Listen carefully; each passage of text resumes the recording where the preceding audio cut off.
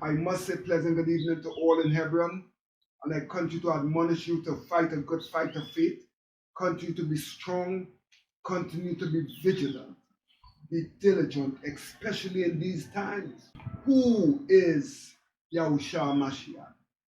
Who is he? Right? We have been reading in Romans 9. He says here in verse 3, he said, "For I wish that myself were accursed from Yahusha Ha-Mashiyakh for my brethren's sake, my kinsmen according to the flesh." All right? He went on to say, who are Israelites? Who are the Yasharites? To whom pertained the adoption, the splendor and the covenants, and the giving of the law, and the service of Yah, and the promises of Yah, whose are the fathers, and of whom as concerning the flesh Yahusha Ha-Mashiyakh came. I read that part again. Of whom concerning the flesh Yahusha Ha-Mashiyakh came. Some would say, who is the Lord? Right? I would ask the question, who is Yahusha Ha-Mashiyakh? And as concerning the flesh, who did he come after? It had been erroneously taught by religions, world religions, that Yahusha Ha-Mashiyakh, some said he was Assyrian. Others said he was from Greek. He was from Greek. Others again want you to believe that he was from Rome. So as such, you have a Messiah today that many believe that came and nullified every single thing that was spoken to us of in the Tanakh. But where are the scriptural proof? There must be scriptural proof and evidence to prove to us who is the Messiah. Who is the Messiah and what he taught. What he taught. Did he preach the Hebrew way of life? Did he teach or did he speak Hebrew? Or did he speak Greek? Did he speak Aramaic? Because this has continued to be the debate today. And it is very important for us as believers in Yahusha Ha-Mashiyakh to comprehend the scriptures and why Yahusha Ha-Mashiyakh had to be a Hebrew. Because we have the proof, the evidence in Acts 3:22. It says here, "And Masha truly said unto the fathers, a prophet shall Yahuwah raise up unto you of your brethren, like unto me." So remember that what we are contending here for is the ancestral faith. The faith of the ancestors, the faith of our forefathers. And Masha is saying unto the forefathers, unto the fathers of the ancestors, that reminding them that a prophet Yahuwah shall raise up unto you of your brethren, like unto me.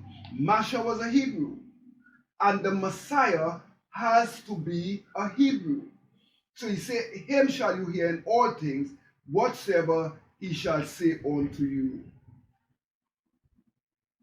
And why we have today, we have a lot of calamity, in that some saying that, oh, he was a Greek, he was a Syrian, because they believe and they teach that his ministry started in Galilee. And because his ministry started in Galilee, they say that that is the sea of the Gentiles. And many now ignorantly teach that he spoke a Gentile language. Others again, they said that he spoke in his time in 1st century. They said he would have been multilingual in that he would have spoken Aramaic, Hebrew, Greek, and Latin. Their argument to this is that when he spoke to different people, you remember he spoke to a Roman centurion. The Roman centurion, they say that he would have been speaking Latin. They say when he spoke to Pilate, they say Pilate also, as a Roman, he also may have spoken Latin. But many again, they put a question mark to that, and they said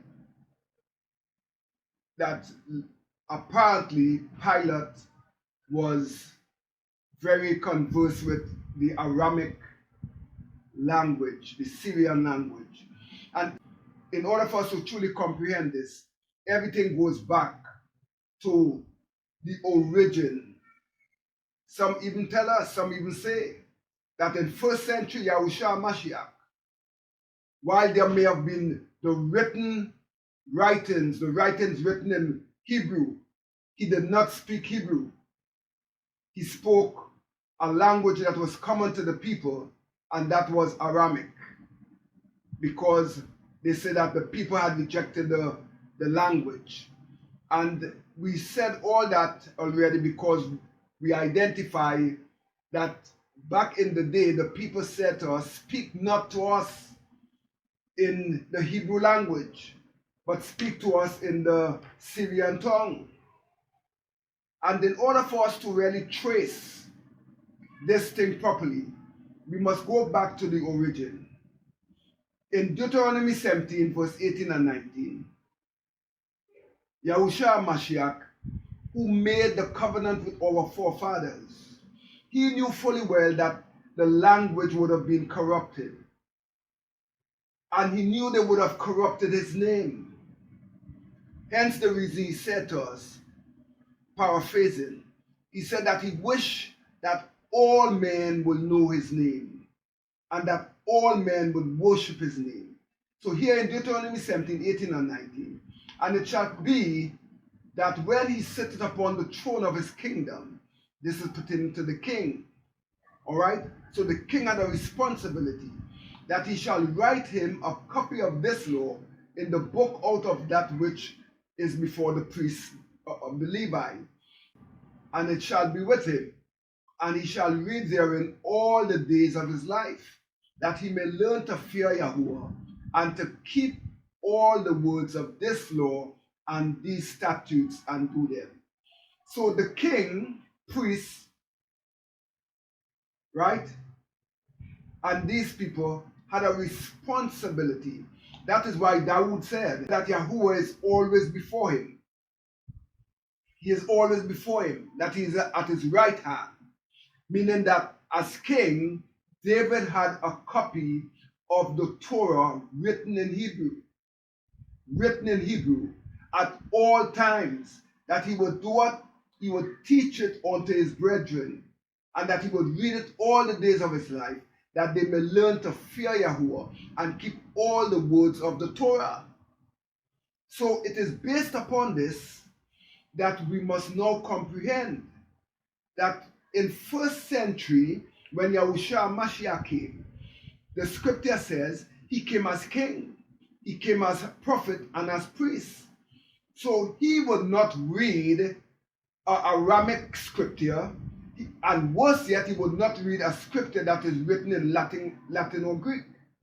Because in Luke 4, 16 to 18, the scripture says that Yahusha Ha-Mashiyakh, who was born of the son of Joseph, the son of Jesse, who was the son of Joseph, he came after that lineage. And it went on to say that he now had a Hebrew parents, and that he was brought up in Torah, he was brought up in the synagogue, and he would study the Hebrew scriptures, and he would debate it and speak against the scribe and the Pharisees as it relates to the Torah. Now for him to do that, they also have to comprehend the Hebrew word and how it was written. So he cannot be speaking to them in Aramic or even in Greek or Latin. And I will prove, he said, and he came to Nazareth, where he had been brought up, And as his custom was, he went into the synagogue on the Shabbat day and stood up to read. So he stood up to read. To read what? An Arabic script? No. He stood up to read the Torah that was written in Hebrew. And the book of Matthew, that many researchers and scholars have agreed that the book of Matthew was written in Hebrew. Yet many have continued to oppose this fact and say that Yahusha Ha-Mashiyakh, that he was a Gentile. He was a Gentile. But this would be so erroneous, because for him to stand in the synagogue, as his custom was, he must read from the Hebrew script. Because why? He had told them that in the Tanakh, that the king, the priest, and the prophet, and these people must always have a copy of the Torah, not the renewed covenant written in Greek and Latin, the original manuscript. You must go back to the original script. And this is where he said, he stood up to read, and there was delivered unto him the book of the prophet Isaiah, Yeshayahu. And when he had opened the book, he found in the place where it was written that the Ruach HaKodesh is upon me, because he had anointed me to preach the Basora to the poor, and he sent me to heal the brokenhearted, to preach deliverance to the captives, to preach deliverance to the captives, to preach to who? To Yeshua, who was scattered through the diaspora, and the recovering of sight to the blind, and to set at liberty them that were bruised, and to preach the acceptable year of Yahuwah. Okay? So, of course, he would have spoken this in Hebrew. He would have spoken this in Hebrew. Now, the question is, if we have seen all of that in conjunction with Zephaniah 3:9, he said, for then will I turn, or I will return to the people a pure language, that they may all call upon the name of Yahuwah, and to serve him with one consent. So it tells us that the people, because of captivity, because of bondage and oppression, the people went from one captivity to the next.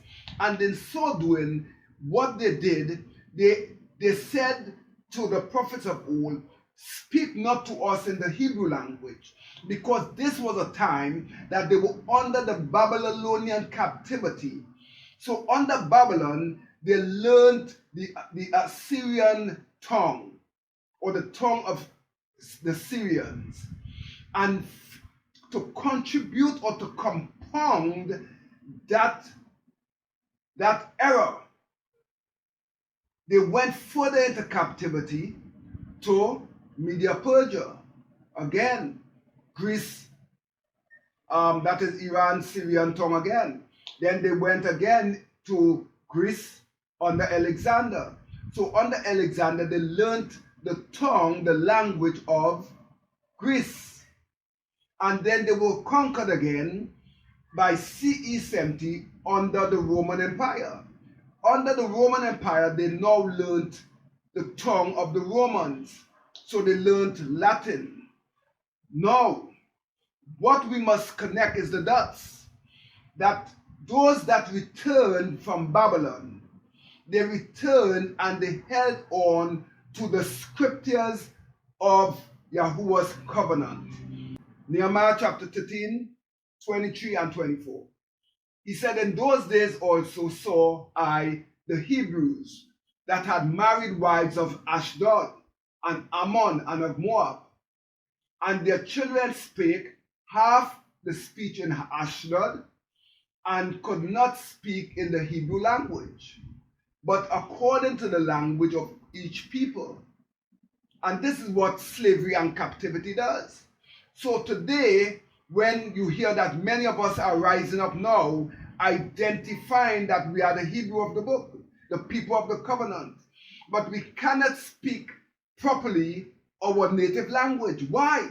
Because of Hellenization, because of assimilation, in that they took us from our land and brought us into their land and instructed us in their way of living and their culture. They taught us their way and their speech. So today people arguing about, oh, who can speak more English than who and whatnot and whatnot. I thank Yahuwah that I'm not an Englishman.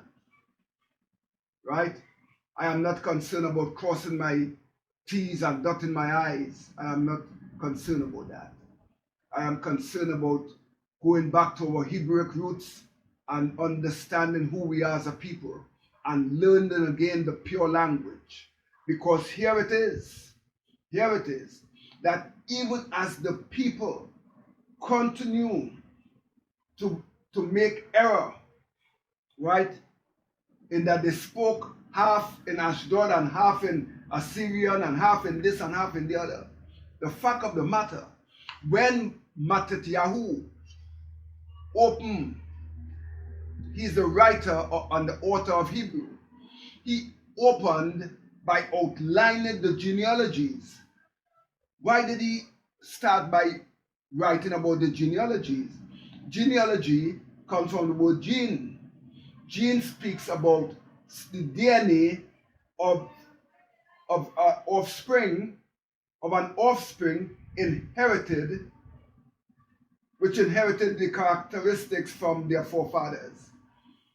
So that is why scripture says that one is not a Jew born outwardly, but one born what? Inwardly. Because we're not born in Jerusalem. Because again, based on our captivity. But inwardly we are Jew. What makes us a Hebrew? Our DNA, in that we have now identified who we are as a people. So our DNA would be the E1B1A, and also spiritually, the DNA is when we hold fast to the teaching of our Hebrew Messiah and the Hebrew prophets and these different people, apostles, etc. Right? We hold fast based on what they taught. It's about holding fast to the ancestral faith. To the ancestral faith. So it always leaves you to wonder, Yahusha Ha-Mashiyakh Hebrew or Gentile? And in Psalm 16:8, he said, I have set Yahuwah always before me. This is the psalmist David. I have set Yahuwah always before me. He is at my right hand. I shall not be moved. What is he speaking of? He is speaking here of the Torah.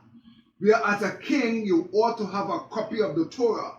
And once he had that copy, that he can read it in Hebrew, the original writing as how it was written, that the people would comprehend and they would be able to discern the deception of, of the anti-Messiah.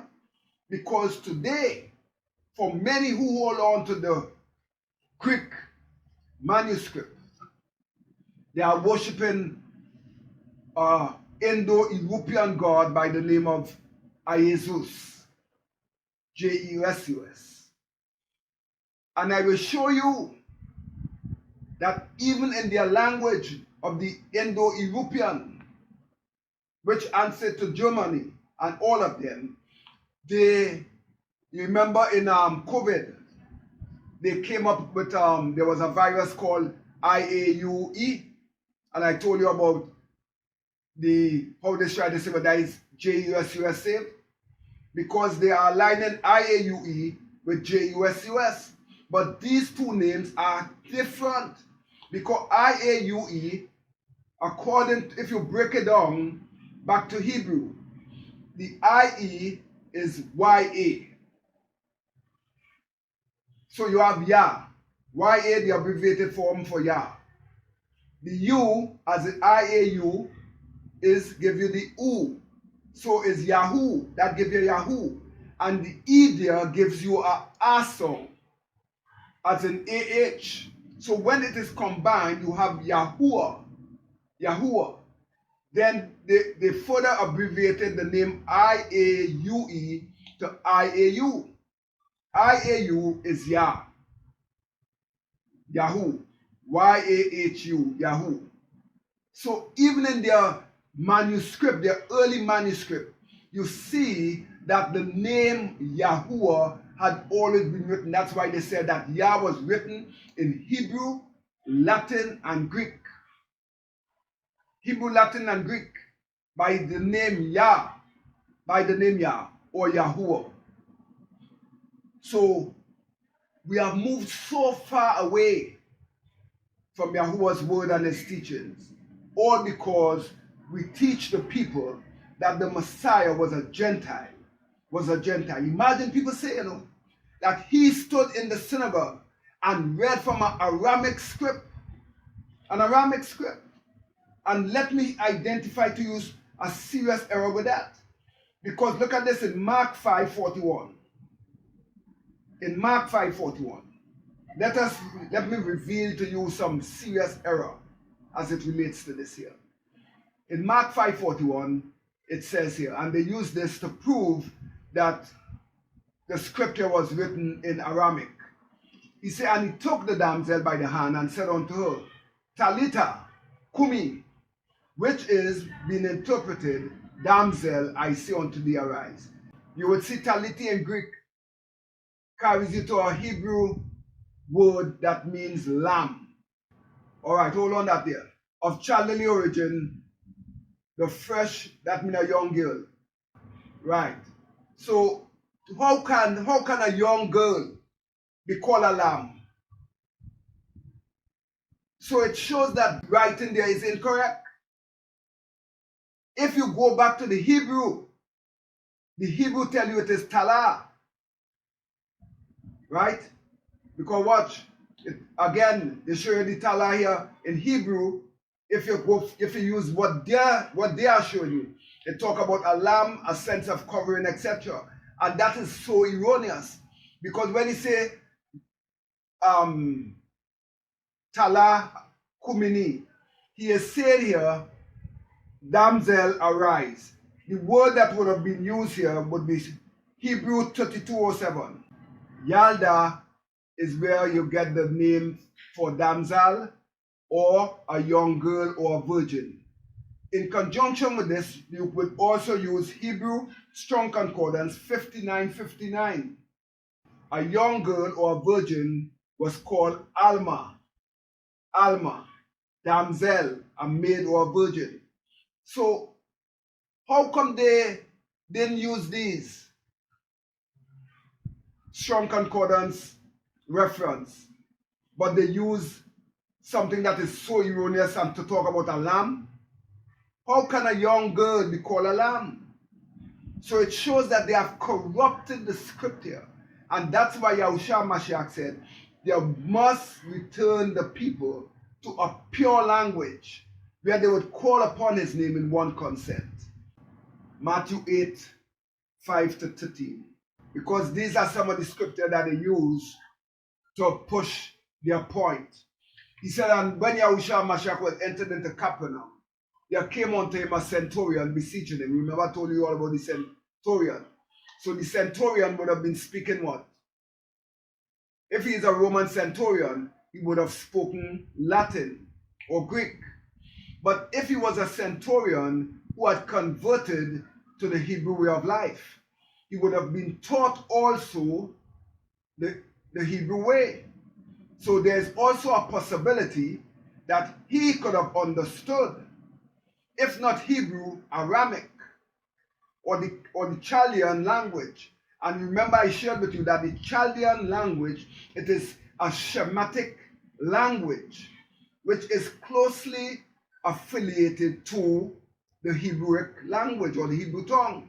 And Yahusha said unto him, he said that you have a servant at home sick with palsy, grievously tormented. And Yahusha said unto him, I will come and heal him. And the centurion said, Master, I am not worthy that thou should come under my roof, but speak the word only, and my servant shall be healed. All right?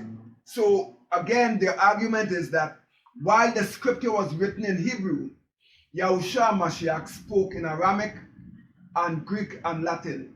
So he would have spoken to the centurion in Latin. All right? Now, I have no problem with someone speaking 3 and 4 different languages, because that is what happens with captivity, right? If you had been scattered in certain geographical location, you will learn, and especially if there's a multicultural race or country, you will learn the different tongue or the language of the different people. So a person can learn 3 and 4 different tongues. John 18:28-38, let's go through it quickly. Then led they Yahusha Ha-Mashiyakh from Caiaphas unto the hall of judgment, and it was early, and they themselves went not into the judgment hall, lest they should be defiled, but that they might eat the Passover. So these people clearly they understood the Hebrew way of life. That is why they did not go into the judgment hall. You see, because they wanted to do what? To keep Pesach. And Pilate then went out unto them and said, what accusation bring you against this man? And they answered and said unto him, if he were not a malefactor, we would not have delivered him up to thee. Then sent Pilate unto them, take ye him and judge him according to your law. Yeah? And the Hebrews therefore said unto him, it is not lawful for us to put any man to death, that the saying of Yahusha Ha-Mashiyakh might be fulfilled, which spake signifying what he should die. It went on to say, then Pilate entered into the judgment hall again, and called Yahusha Ha-Mashiyakh and said unto him, art thou the king of the Jews? Art thou the king of the Hebrews? So if he is king of the Hebrews, he would have read the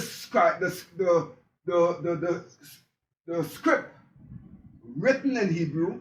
He would have spoken Hebrew to his people, and for those who are Gentiles and did not speak Hebrew, he would have spoken other language to them. But as king of the Hebrews, he answered and says, sayest thou this thing of thyself, or did others tell thee of it? And Pilate said, am I a Hebrew? Thy own nation and thy chief priests have delivered thee unto me. What hast thou done? And Yahusha answered, my kingdom is not of this world. For if my kingdom were of this world, then would my servants fight, that I should not be delivered to the Hebrews. But my kingdom is not from here. And Pilate therefore said unto him, art thou then a king? And Yahusha Ha-Mashiyakh answered and said, that I am a king. And to this end was I born, and for this cause came I into the world, that I should bear witness unto the truth. Because as the king, he had to bear witness to the Hebrew manuscript. The copy of the Torah must be written and at the king's right hand. But he again is the living Torah. He's the Dabar word, and he said that everyone that is of the truth would hear my voice. And Pilate answered and said unto him, what is truth? And he said unto them, and he said this, he went out unto the Hebrews and said unto them, I find no fault in him. So my brothers and sisters, we have seen that went back and forth all through and through. The argument is that based on Acts 2:7. Listen to their argument. And they were all amazed and marveled, saying one to another, behold, are not all these which speak Galileans? Right? And because they spake Galileans, they of the firm impression that this was Aramaic. Some would say it was even Gentile Greek and Latin. But my brothers and sisters, there was a script here in Matthew 26:73. Let's read from 72. He said, and again he denied the oath. He said, I do not know the man, that is Kepha. And after a while came unto him they that stood by, and said unto Kepha, surely thou also art one of them, for thy speech betrayed thee. And then he began to curse and to swear, saying, I know not the man, and immediately the cock crew. Now, Kepha was living in Galilee. He was in Galilee. Remember, but even as he was in Galilee, the Samaritans, let's go into John 4. They said that Yahusha Ha-Mashiyakh did not baptize himself, but his disciples. And he left Judea. Now, Judea would have been a Hebrew tongue. So he would have been speaking primarily to the people in Judea. He would have been speaking to them from the Hebrew manuscript, and he would have been speaking Hebrew. And he departed again into Galilee, because he must go through Samaria. Then cometh unto him the city of Samaria, which is called Sychar, near the parcel of ground that Jacob gave unto his son Joseph. Now Jacob's well was there. So Samaria is were not Gentiles. Samaria is one of the tribe of Joseph. It answered to Ephraim. You understand me? Which are 10 tribes. 10 tribes, not one, 10. But because they were scattered and living through the diaspora, they were now living like Gentiles. So they refer to them as Galileans. But this were the 10 tribes of Jacob, not Jacob, of Ephraim. And they said here that is why the woman, when you read from 4 all the way down, you hear the woman was declaring that she's a daughter of Abraham. You see? And that her father is the one that dig up that well and whatnot and whatnot. So these people, the Samaritans, they spoke Hebrew. Understand that? They would have known also the Aramic tongue. But remember, these were the ones that said, speak not to us in the Hebrew language, but speak to us in the tongue of the Syrians. But that does not say that they did not comprehend Hebrew. So it's a myth and a lie for people to believe that these in Galilee were strictly Gentile who did not understand the Hebrew tongue. In Matthew 27:46, he spoke to them in Aramic when he said, Ali, Ali, Ali, lama sabachthani. Now we know that again is not Ali.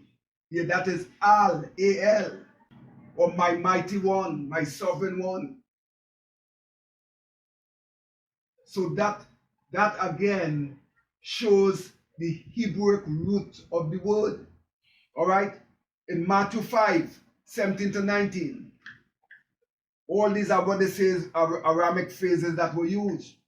Here he said, think not I come to destroy the law, I did, and the prophets I came not to destroy the law, but to fulfill.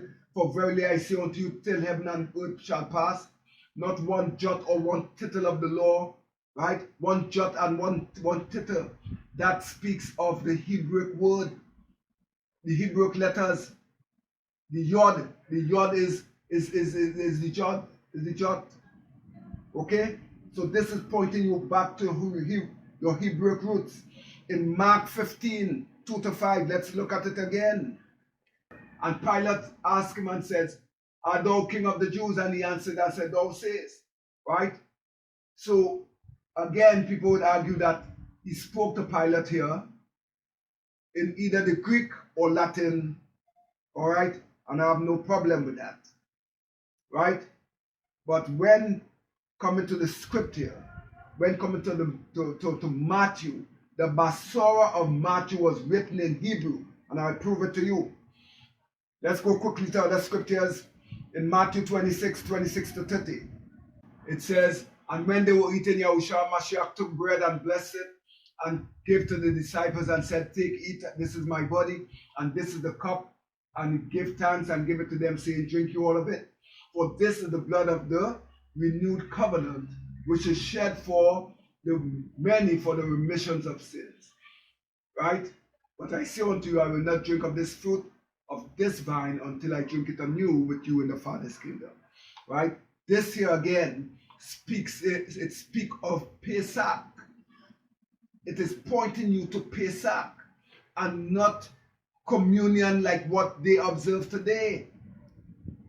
So we are seeing the serious error that they make when they try to bring the Messiah as though he's a Gentile and these different things. So Yahusha Ha-Mashiyakh, of course he knew the scripture, right? He also prayed in the Hebrew tongue in Acts 26:14. It says, and when we were all fallen to the earth, I heard a voice speaking unto me saying in a Hebrew tongue, that is Yahusha speaking, Shaul, Shaul, why persecutest thou me? And it is hard for thee to kick against the pricks. So Yahuwah spoke to Shaul in the Hebrew language. So is it that he only spoke to the Hebrews in the Hebrew tongue, and when he spoke to others, he spoke to them in Aramaic and the culture of the day? That's a possibility. But when he stand in the synagogue to deliver the word, he delivered it from the Hebrew perspective. And this is what we must do, because when we are in the synagogue today, or wherever we are, declaring the word, the original intent of the manuscript, from where it was written, we must speak it and teach it from the Hebrew perspective and not from a Gentile perspective. Watch out something. Paul, Shaul, not only did the Messiah speak to him in Hebrew, he also spoke to many in Hebrew, right? Because he was brought up by the teacher of Gamaliel. Gamaliel was a strict teacher of the Torah, so he understood the law, and he understood that it must be a copy of that what was of the original manuscript. So it was written in Hebrew, and he would have had to teach Shaul the Hebrew faith and the Hebrew understanding of it. In Acts 21:14. And when he had given him license, Paul stood by the stairs and beckoned with his hands to the people. And when there was made a great silence, he spake unto them in the Hebrew tongue, which means to say, the people, a multitude of people that he beckoned his hand to, he spake to them how? In the Hebrew language. And yet they tell you that Paul was a Christian. Yeah? Acts 22, verse 2 and 3. And when they had heard that he spoke to them, or he spake to them in the Hebrew tongue, they kept the more silence. And he said, I am verily a man which is a Hebrew, born in Tarsus, a city in Galicia, yet brought up in the city. And this is exactly what I'm saying. So Paul was showing them here that even though he was born in Tarsus, which would have been under the Roman Empire and these things, a city of Galicia, right? So he would have known Latin, he may have known Greek, and all of these things. But when he addressed the people, right, especially speaking to the 10 tribes that were lost, he spoke to them in the Hebrew tongue, not in Aramaic, but the Hebrew. And he went on to say here, he was identifying them and showing them how he was brought up. He was brought up in this city at the feet of Gamaliel and taught according to the perfect manner of the Torah of the fathers. So you see it again. You hear it talk about the Torah of the fathers, and was zealous towards Yahuwah as you are all this day. Acts 23 verse 6. It said that when Shaul perceived that one part was Sadducees and the other Pharisees, he cried out in the council, men and brethren, I am a Pharisee. So Paul was not a Christian. He was not a Christian that teach you to observe communion and the Lord's, what they call the Lord's Supper, yeah, and to take on ashes and the cross and all this foolishness. Shaul was not that.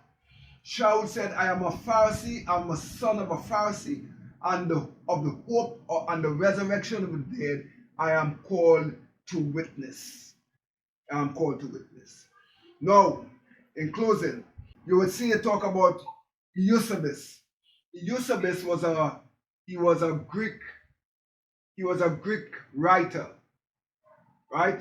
He wrote in the time of Alexander and Constantine and these people, right? And here he says, Josephus also was another person that they validated the fact that Matthew was written in Hebrew. Unquestionably, the Apostle Shaul was fluent in Hebrew. You see? Since he was educated as a Pharisee in Jerusalem under the Rabbi Gamaliel, the grandson of the renowned Hebrew sage Hillel the Elder. Shaul described himself as circumcised on the 8th day, a Pharisee and a Hebrew of Hebrews. In Philippians 3:5, Shaul, as he would have been called, was well established in the Hebrew leadership of his day and even had a relationship with the Sanhedrin and the high priest of Yahusha in Acts 9:1 and 2. And even after his conversion, right, and the conversion on the road of Damascus does not say he became a Christian. He now went back to a full-fledged Hebrew way of life because he was living a Hellenized religion. He was living a Hellenized faith because they mixed Greek culture with that of the Hebrew. So he would have done away with the Greek indoctrination and he would have reverted back to the Hebrew way of life. And he still identified himself as a Hebrew because he was a Hebrew. In Acts 23:6, he confessed, I am, not was, a Pharisee. Shaul also regularly attended synagogue. He came to Thessalonica, where there was a synagogue, and Shaul, as his manner was, he went into them. And 3 Sabbath days, he reasoned with them out of the scripture. Again, the scripture have to be written in what? In Hebrew, based on Deuteronomy 17, right? So it continuing. It went on to give further proof of what I'm saying, that the Dead Sea Scroll, right, also validated the fact that the scriptures was written in Hebrew, right? It was written in Hebrew. The historian Josephus also make the distinction between Hebrew and Aramaic in his writing, and nearly all of the extant coins that date from 4th century BC until the Bar Kokhba revolt of CE 135. Okay? They are written in Hebrew and not Aramaic. They are written in what? Hebrew and not Aramaic. I'm going lower down. In addition, many of the early church fathers also acknowledged that the statement of Yahusha Ha-Mashiyakh recorded in the Basora were in Hebrew. For example, the Papyrus, which was a 2nd century church father, is quoted by the historian Eusebius. He said that Matthew collected the oracle, which was the original manuscript, in the Hebrew language, and this Hebrew language here now, each was interpreted them as best as he could. In Ecclesiastical History 339, right, and Irenaeus in 2nd century CE wrote that Matthew issued a written Basora among the Hebrews in their own dialect, in their own language. Later, the famous translator Jerome wrote about a Hebrew Basora he used to translate the scripture into Latin. More recently, scholarships by Dr. Robert Lindsay and others now indicated a Hebrewic structure to the basic Greek New Testament, meaning that the Hebrew writing was embedded within the Greek. And the thought pattern behind the renewed covenant are Hebrewic and not Aramaic nor Greek. Worse yet, Latin. The scattered Aramaic words found in the renewed covenant are either loan words or are simply poorly transliterated Hebrew words and phrases rendered into Greek. Yahusha Ha-Mashiyakh said that he is the very word, right? He said that he is the very word of Yahuwah, a verse that mirrors the Hebrew text of Genesis 1:1. It is unthinkable that the promised Messiah, who is the king of the Hebrews, in the lineage of Moses, King David, and the Hebrew prophets would have spoken words of life using a foreign language to the Hebrew people. As king of the Hebrews, he would have spoken the language of the Hebrews. And that, my brothers and sisters, it seals it right here. Let's go on to the next slide. Right, well, because of time, right, I will just browse through this quickly. Again, Dr. David Flusser, professor of early Christianity and Judaism, right, in 2nd century, he said the spoken language among the Hebrews of that period at the time of Yahusha Ha-Mashiyakh was Hebrew, right? Was Hebrew, Aramaic, and to an extent Greek. And like I said, Yahusha Ha-Mashiyakh may have learned all these different languages, but when standing to declare the word, he said, but during that period, Hebrew was both the daily language and the language of study. The daily language and the language of study. So when he sit in the sanctuary debating with the scribe and the Pharisees, he would have been debating from a Hebrew perspective. All right? Let's move on to the next slide. Now, again, this here was where some Christian people, right, they saw that many people were using these quotations from Eusebius to show that that Matthew was written in Hebrew. So they now put up a thing telling Christians to be careful of these people who quoted Eusebius. So all of a sudden, Eusebius, who was Constantine author, scribe, now become discredited because he is seen as writing error. But all the time it was not error. Listen to this. Question. I am in touch with someone who claims that Matthew originally wrote the gospel in Hebrew. Here is some information from the early church fathers be addressed as proof. What do you think? And of course, you would refute that. He said that all of that day, it just lies and foolishness that Eusebius wrote, and that it has no bearing. Here what it says, Matthew composed the words in the Hebrew dialect, and each translated as he was able. He quoted Papias from 150 to 170 CE, right? He quoted again, they say Matthew also issued a written basora, a written book, or a written scribe, papyrus, or what have you, among the Hebrews in their own dialect. This again was quoted by Irenaeus in 170 CE. He said the first is written according to Matthew, and the same that was once a tax collector, but afterwards an apostle of Yahusha Ha-Mashiyakh, who, having published it for the Hebrew believers, he wrote it in Hebrew. Orion said that in 210, which is 3rd century, and the epistle of the Hebrews, right, which is the book of Hebrews, he asserted was written by Shaul to the Hebrews in the Hebrew tongue, but that it was carefully translated by Luke and published among the Gentiles. This was taught by Clement of Alexandria, by Hypothesis, referred to by Eusebius, right? And then he, Shaul, being a Hebrew, wrote in Hebrew, that is his own tongue, and most fluently, while things which was eloquently written in Hebrew were more eloquently turned into Greek. Jerome. So all in all, my brothers and sisters, we have proof from Josephus, we have proof from the Dead Sea Scroll, we have proof from all the church fathers stating that Matthew was originally written in Hebrew and not Aramaic nor Greek or anything. So Matthew was the first book written, and it was the first book, right? And that is why he talk about ensuring that your flight is not on the Sabbath and these different things, because he was speaking to the Hebrew people.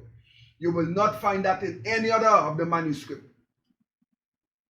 So he spoke directly to the Hebrews, but by the time they translated it to the Gentile populace, they deleted a lot of things that would have spoke specifically to the Hebrew people. All right? So my brothers and sisters, at the end of it, I close telling you, do not adhere to they and their folly, but you must know that Yahusha Ha-Mashiyakh, who from the lineage of Obed, Boaz, Ruth, come all the way down to David and Jesse, from whom Joseph and Mary came about by virtue of lineage, Yahusha Ha-Mashiyakh came. So the lineage shows that he came as one after the lineage of Moses, being a Hebrew. And because he's a Hebrew, he must ensure that the manuscript that was being read before the people, it must be in Hebrew, because Deuteronomy 17 says that the king must have the script at their right hand. That is why David said that Yahuwah was always at his right hand. So it talks about the Torah. In conjunction to that, always remember that Matthew was written, the Basora was written in Hebrew. Yahusha Ha-Mashiyakh spake, he was multilingual in that he spoke different languages. But when speaking to his people and speaking from the book, he would speak Hebrew. He would speak Hebrew. So I admonish you, my brothers and sisters, hold on to the Hebrew Messiah and not to the Greco-Roman Messiah that is associated with Zeus, because you have Jesus and you have Zeus. All right? Do not worship their pagan gods, but hold fast to the Hebrew Messiah, for he is the true Messiah. All right? Don't let no man deceive you, because we are end time. We are in the end time, and this is one of the things he said in the end time, that there will be rumors of wars and all manner of things. But one of the things we also have to look at is the deception as it relates to the Messiah. So I ask you to like, share, and subscribe.